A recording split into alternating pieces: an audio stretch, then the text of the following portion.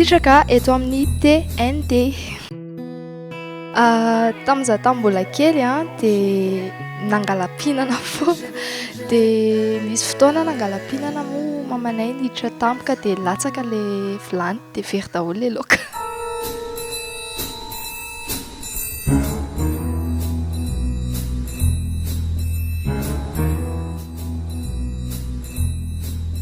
Nisy fotoana nanao levy dia talon nanaovako talon avoavo kely izay dia nenjera tamin'izaho vao niakatra dia to dia nenjera fa soa ihany fa nisy an'ilay DJ nitazona anahy dia tsy nanindry.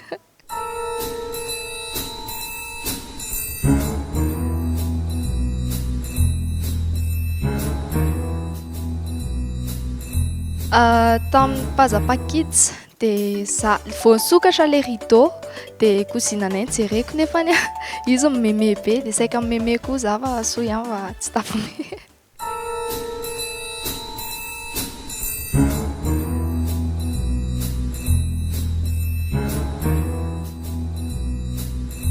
Tamin'ny anniversaireko dia nisy fety nefa tsisy nanome cadeau ny olona.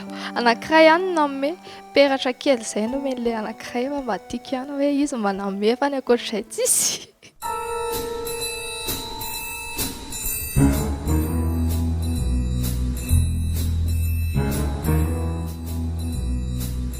Tamin'izaho nanao anti-persine amin'ny oroko ity dia tonga tany an-trano satria izaho niafina tamin'ny dadanay izay sy mamanay nanao an'ilay izy dia tonga tany an-trano dia saika nisintomy mafy be ilay izy fa hoe tsy mety hony.